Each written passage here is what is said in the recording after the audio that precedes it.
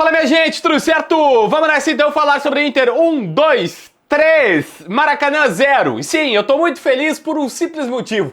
Eu acertei o placar na KTO. Sim, mais especificamente no nosso ranking das coroas do Debate Raiz. Eu tô lá atrás, tive que colocar Paulinho Pires, Pedro Raid, todo mundo na contagem pra ver se eu melhoro, porque no ranking das coroas lá tem até uma viagem oferecida pelo Cris das Passagens. Tô viajando com o Cris das Passagens agora mês que vem. Com o Cris das Passagens no nosso ranking. E eu, pelo menos, vou dar aí uma respirada para ir um pouco mais para frente. Enfim, é assim que funciona, tá? A gente brinca, se diverte, fica feliz que o Inter classificou, que vai ter mais jogos para trabalhar, mas também porque se deu bem na KTO. Olha só, você quer ver? Eu me dei bem cravando o resultado lá no Debate Raiz, o 3-0, mas aqui, ó, tá aqui na tela do meu computador, eu vou provar pra vocês, porque eu sempre falo das perdidas, e aí vocês dizem, tu nunca acerta. Tá certo, cara, olha só. Minhas apostas, eu fiz duas, olha, as duas últimas aqui estão ganhas, hein? O título do Tottenham e do Internacional. Uma eu errei o Odão, tá? O Odão do Inter eu errei, mas a outra eu acertei. Fiz uma tripla, que era Inter vence, não tem ambos marcam e o jogo teria mais de 2,5 gols, ou seja, 3 gols, vale a minha aposta. Coloquei 5, saí com 15,18, ou seja, ganhei na KTO, minha gente. É raro, mas acontece. Se você quiser, ó, tá todo mundo participando da Liga do Milhão. Apostas acima de de 5 reais, cinquinho, tipo essa que eu fiz, de 5 pra cima, participam da Liga do Milhão. Vai agora no site da KTO, na descrição, no primeiro comentário tem o site, e tu clica em aceito participar na Liga do Milhão e toda a tua aposta acima de 5 reais vai valer pra Liga do Milhão da KTO. Lá no final o vencedor ganha R$1 milhão, é 1 milhão mesmo, não é free bet, é 1 milhãozinho na conta.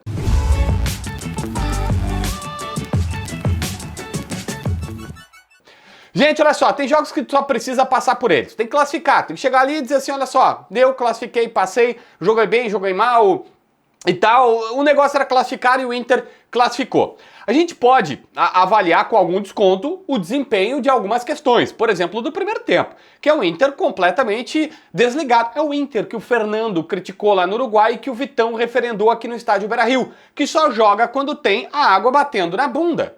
O Internacional que precisa de uma bronca, imagino, do Roger no intervalo, para colocar o dedinho na tomada e dizer, tá bom, ou a cabeça no lugar e dizer, tá, cara, eu preciso jogar. O sentimento que se tem é que o Inter tá entrando em campo dizendo o seguinte, olha, eu vou ganhar a hora que eu quero, eu vou fazer o gol a hora que eu achar que eu tenho que fazer. Eu não sei, eu não tô dentro da cabeça dos 11 jogadores que estão entrando em campo do Internacional, mas eu preciso dizer, e é esta a única coisa que eu tenho que dizer para o Inter ou sobre esse jogo do Inter. É a sensação que os caras estão nos dando.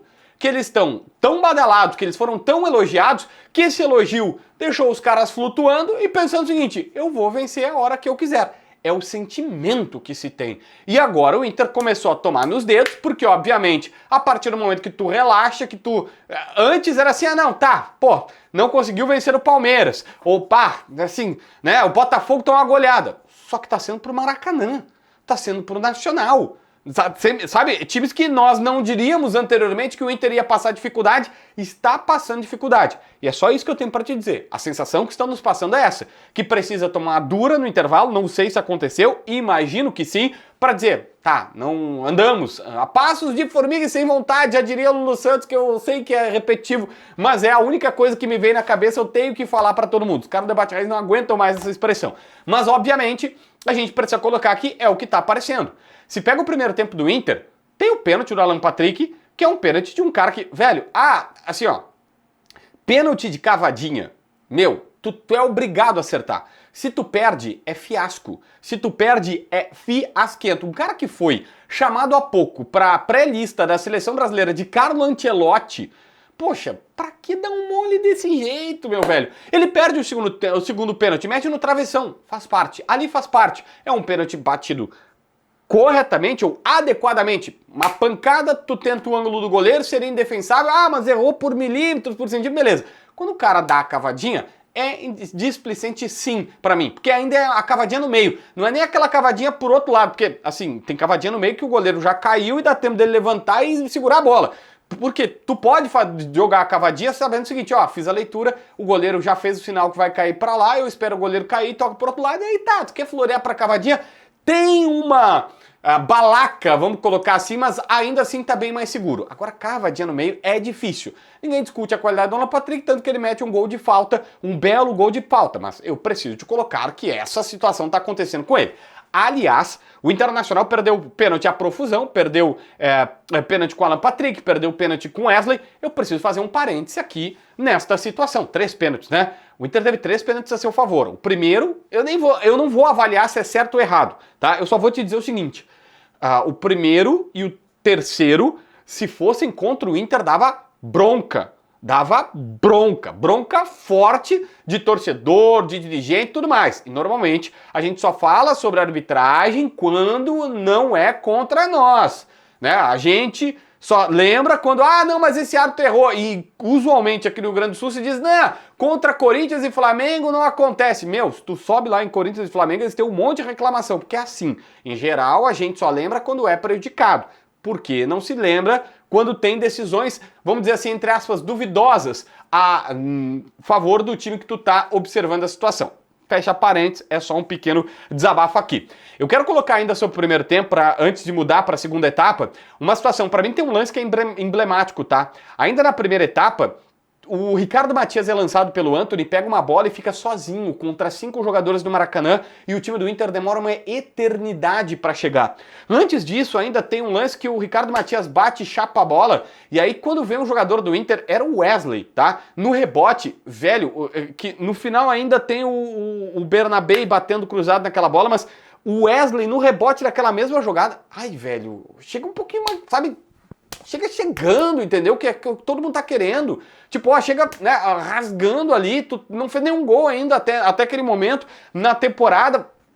Parece que o Inter, insisto, o que eu tenho a dizer é isso, tá nessa situação de as coisas vão acontecer ao natural. Mas eu também entendo que contra o Maracanã tem esse sentimento de né, vai, a gente só tem que passar por isso aqui. Tanto que eu preciso ser muito sincero com vocês. O Bernabé, eu vi o Baldasso, a galera da jornada do Baldasso dizendo, o Bernabé foi o melhor em campo. Mas é o Maracanã, né, velho? O Bernabé só tinha a atacar pra vida. Os caras mesmo disseram, olha, a gente veio aqui jogar retrancado, falaram na entrevista, vamos jogar reativos e tentar achar uma bola. Bom, beleza, aí não tem bola nas costas do Bernabé, não tem apuros pra ele. Fica difícil saber se realmente o Bernabé melhorou ou se virou uma situação de extremamente, era o Maracanã, ele só tinha ataque, não tinha o pavor de ter que voltar e tudo mais. Mas tá nítido que todo mundo já notou que hoje só o lado esquerdo do Inter funciona. O lado direito do Inter não tá funcionando. Com a Aguirre na direita, que até tem algumas chegadas produtivas, porque ele é forte que eu digo assim, de arrancada, aquele jogador que tem a situação de arrancada para ir até a linha de fundo e tal, mas... Por exemplo, o Roger começa com os pontas trocados, inverte eles depois e na verdade fica só ali Alan Patrick, Bernabé e Wesley, foi assim que saiu o gol do Wesley inclusive, Alan Patrick, Bernabé e Wesley fazendo um triângulo aqui por esse lado e do lado direito era para se ter um Gustavo Prado e um Aguirre. E a verdade é que acabou não acontecendo, nem o Bruno Henrique conseguiu ajudar por ali. E obviamente é isso que eu preciso de colocar. O Inter hoje é capenga, só joga para um lado, o lado direito. Precisa, especificamente nesse jogo, mais gritante, mas em vários outros momentos, todo mundo sabe que o lado esquerdo é o mais forte, é o mais, vamos dizer assim, que se espera mais do Internacional. Hoje teve o gol do Wesley.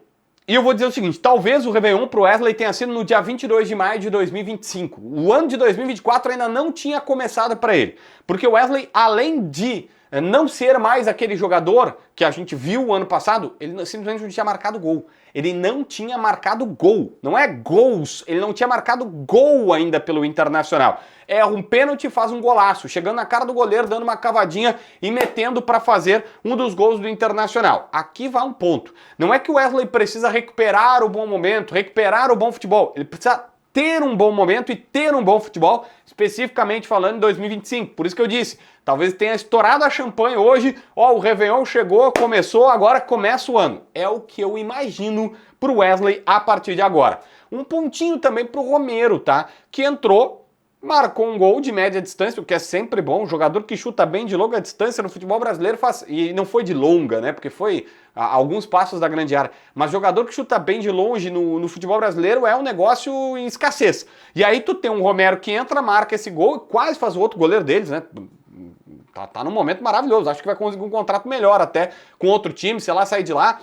O goleiro do Maracanã faz mais uma grande defesa com ele, impede o que seria o segundo gol. Um protagonista pela segunda vez entrando no decorrer da partida. Teve um jogo que eu lembro que ele foi titular, pelo menos, e acabou naufragando. Acho que até contra o Botafogo, ele já jogou até mais recuado com o Roger e tal, mas em geral eu vou colocar aqui como um ponto positivo dessa situação. Gente, tinha que classificar, tinha que passar, tinha que, sabe, passou. Agora, o bom negócio.